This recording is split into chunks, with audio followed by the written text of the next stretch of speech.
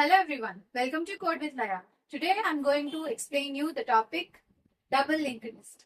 So what is meant by double linked list and what are the reasons for coming from single linked list to double linked list? Okay, we'll see all this. First, what is meant by single linked list? It is a linear data structure and which has two main parts, that is head part and nodes, right? Let me say this is my head and this is my node. I have 10 over here. Its address is around 1000. Okay. There are no other elements. So I've written null over here. So my head always points to the address of my first node. What is the address of my first node? 1000. So I'll place it over here. Now I have one more element. 20. Its address is around 2000. No elements here. After connection, this becomes right. 10th next part will be storing the address of next element. Okay. So if I want to access these elements, what will I do? First, I'll go to my head pointer. Okay. I'll go to my head pointer. Then I'll come to my first node. Then I'll traverse to my second node. In case if there are 100 elements, I'll go from head node to last node. Right. For example, if I am here. Okay. My traversal is over here at this step.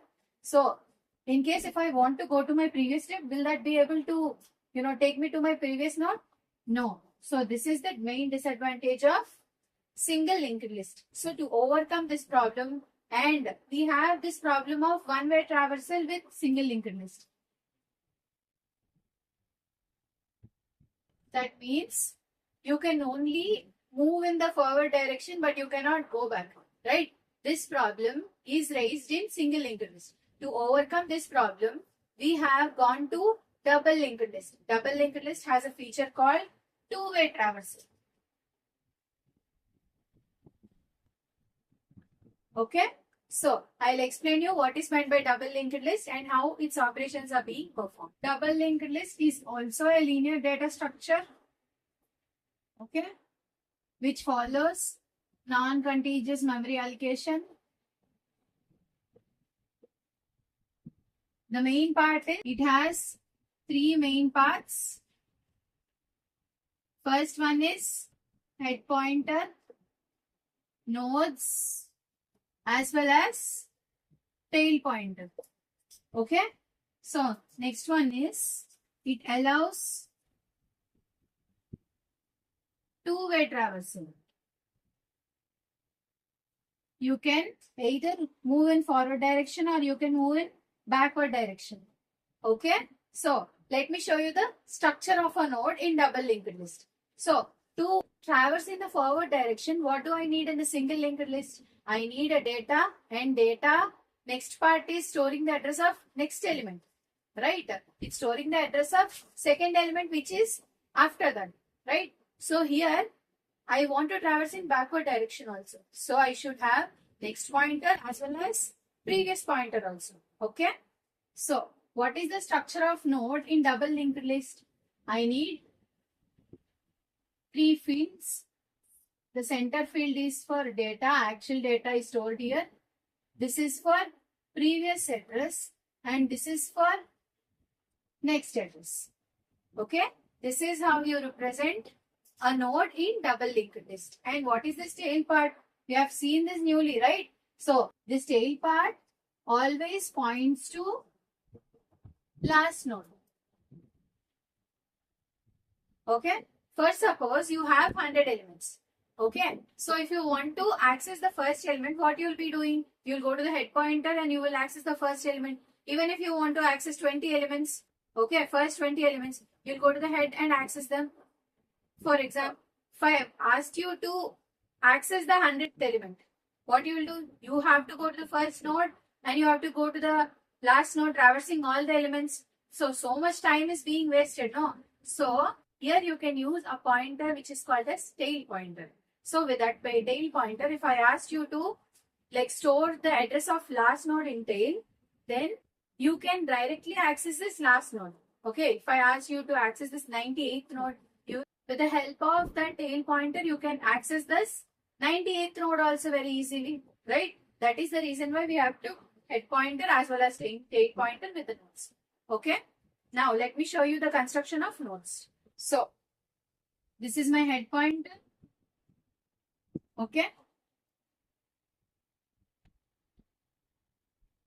And how many parts does this has? It has 2 parts. Let my first element be 15. Okay.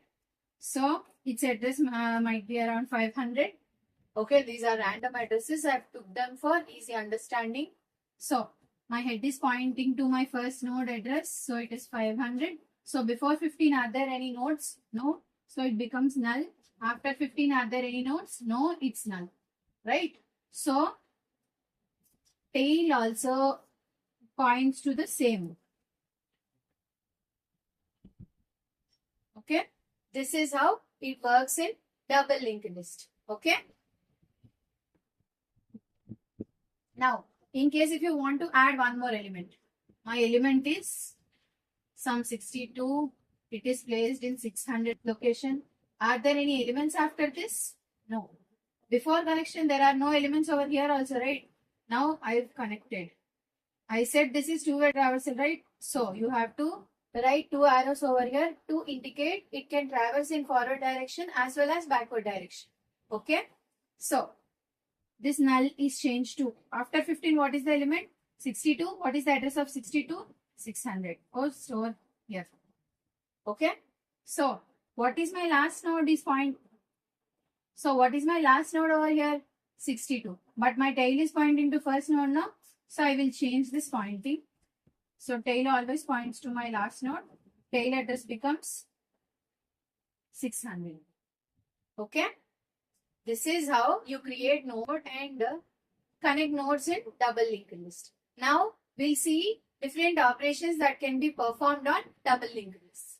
So now we'll see what are the operations that can be performed on double linked list. Just like the single linked list, you can perform operations like insertion, deletion and traversal. Okay. So insertion can be done in 3 ways. One is at beginning, at end and at a particular position. And deletion also can be done in 3 ways. At beginning, at end and at a particular position. So what is meant by traversal? Visiting each node. Okay. So now I'll explain each one with an example.